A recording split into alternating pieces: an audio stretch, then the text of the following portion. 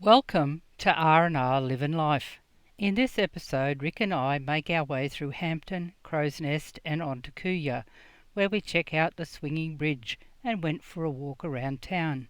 From there we continue on to Nanango and then to Gameri, where we made camp at the showground.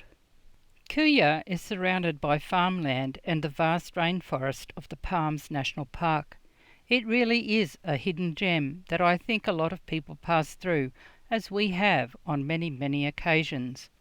We continued along the New England Highway before taking the Kingaroy-Kuya Road through Maidenwell and past the Toorong Power Station and on to Nanango. The Toorong Power Station is a coal-fired power station located on a 1,500 hectare site in Toorong in the South Burnett region near the town of Nanango. Coal is supplied via a conveyor from Meandu Mine, which is about 1.5 kilometres away and is also owned by Stanwell. Water for cooling purposes is pumped 95 kilometres via 3 pump stations from Toowoomba Dam. We joined the Bruce Highway not far from Nanango, Queensland's fourth oldest town and the second largest in the South Burnett, and continued on to Gameri. Nanango is surrounded by vine scrublands and eucalypt forests. In the main street, chainsaw sculptures and murals reflect the town's connections to timber felling, farming and mining. We arrived in Gameri for a late lunch. After setting up Gidget, Rick and I walked uptown. Gameri was first settled in 1846 when the Benara Station and Boobijan Homestead were founded here. With the sale of rural allotments and town blocks in 1911, the township swelled a bit, but this part of the region has always been known then and now for its strong connection to the land and as a pastoral community. Today, it's probably best known as home to the Gameri Pumpkin Festival and as the northern gateway to the South Burnett wine region. Gameri is a former timber town steeped in history, with many of the buildings having been constructed in the 1920s. The lest we forget town clock built in 1939 has become a landmark, earning Gameri the name of Clocktown. Our first day travelling had been interesting, seeing some of the paddocks very dry with very little grass, though the stock were in fair condition, although not bad as they were coming out of winter. There were a lot of places in urgent need of rain. After our walk around town, we made our way back to Gidget, where we sat outside to enjoy the sunset, but the wind was swirling and quite strong, so it was not pleasant, so moved inside. After a restful night, we continued on towards Kilcoy, another small town that I had heard a lot about growing up, but had never visited. We passed Wide Bay Feedlot not far from Wide Bay Creek, which I was concerned about just how close it was to the creek. On arriving in Kilcoy, Rick and I spent time walking around the town enjoying the heritage buildings. Kilcoy was first settled by Europeans in the 1840s, with Queensland's first gold discovery in Kilcoy in 1852, with subsequent findings escalating into a gold rush in the 1860s. The town was named for the 116,000-acre pastoral run owned by pastoralist John Daniel McTaggart after his father's farm in Kilcoy, Scotland. Kilcoy is one of the only a few towns situated on the Bicentennial National Trail, a 5,000-kilometre trek stretching from Cooktown in Queensland to Healesville in Victoria, through rugged mountains, dry plains and valleys. The trail is a historic coach and stock route, once used for long-distance horse treks. We made camp for the night at the Kilcoy Bush Camp set in a beautiful setting. As usual, we chose to be off-grid, and the only facility we got to use were the showers, though I was a little disappointed at the cost, especially as the toilets were out of commission.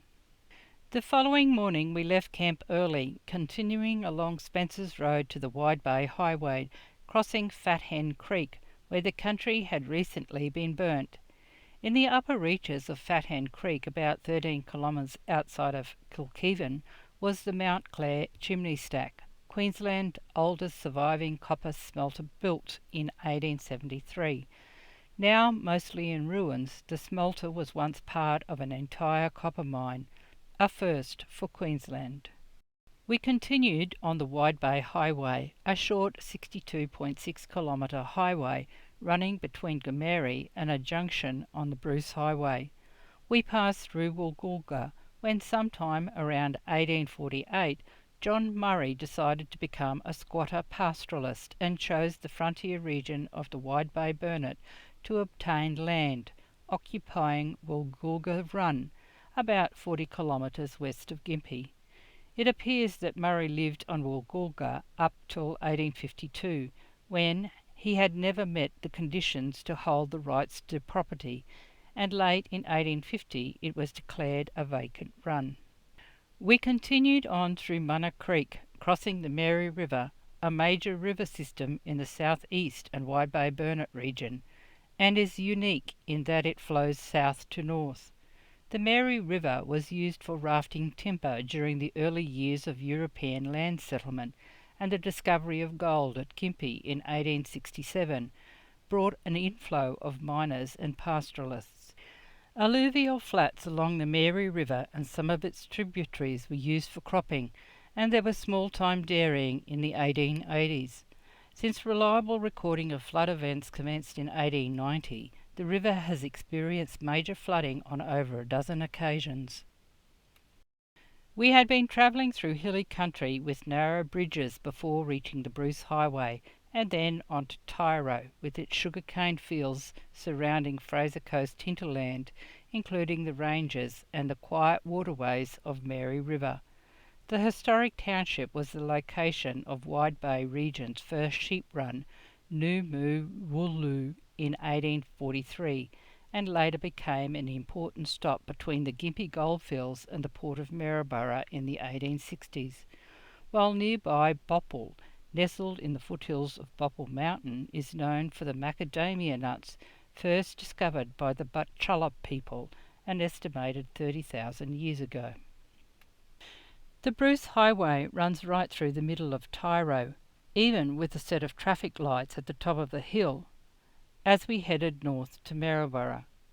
Having never been along this stretch of the Bruce Highway, I took Rick into Maryborough, when we could have continued following the Bruce Highway to the Showgrounds Road, where we unhooked Gidget, before driving into town to have a look around.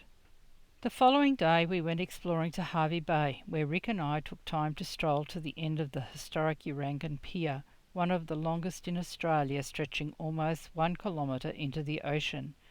The pier was built between 1913 and 1917 as a deep-water cargo handling facility, originally to facilitate the export of sugar, timber and coal, serving as an extension of the railway line from Pyalba. Timber, general cargo and produce was still exported until 1960, when Caltex built an oil terminal adjacent to the pier.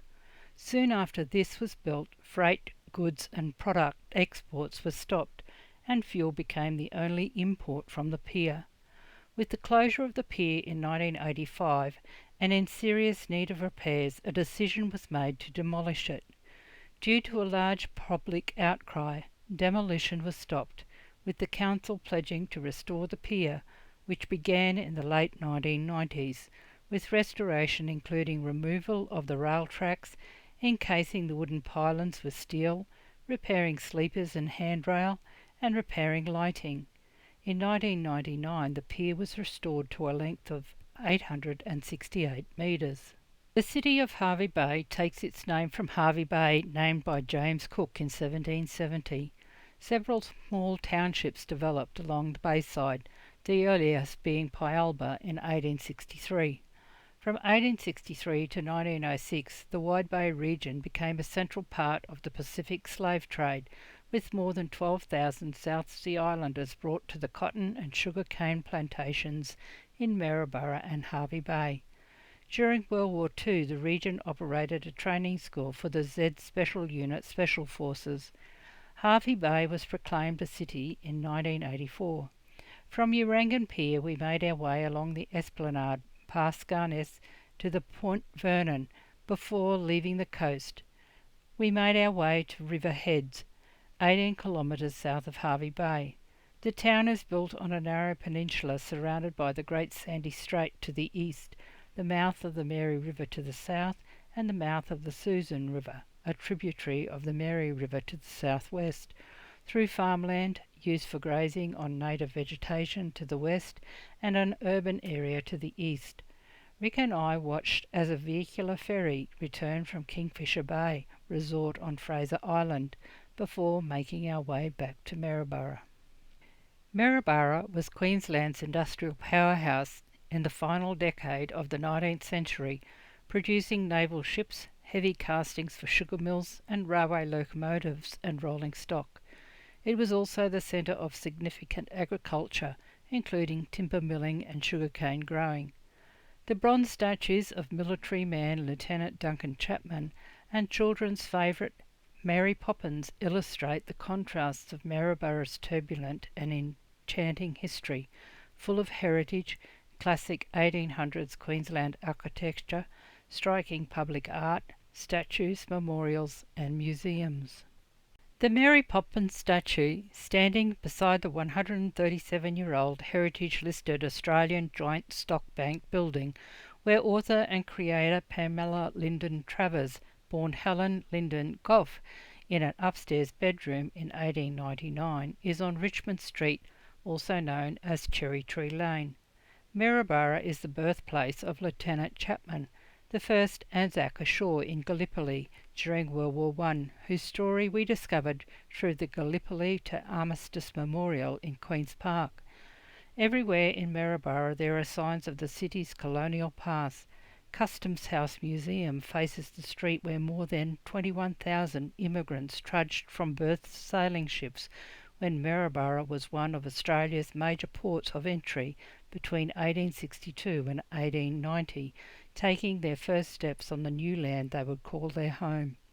Their lives are chronicled at the nearby Maryborough Family Heritage Centre. As a young girl I was told about the Walkers Limited shipyards, where 70 ships, barges and dredgers were built between 1870 and 1974, including 30 for the Australian Navy. A memorial in Wharf Street commemorates all naval ships built by Walkers and their personnel. After spending a couple of days exploring the Maryborough region, we made our way along the Maryborough-Cooloola Road, through paperbark, sheoak and pine forests towards Tin Can Bay. Today we were travelling into a headwind as well as having timber trucks thundering past. Tin Can Bay is located on a peninsula between Snapper Creek and the Great Sandy Strait.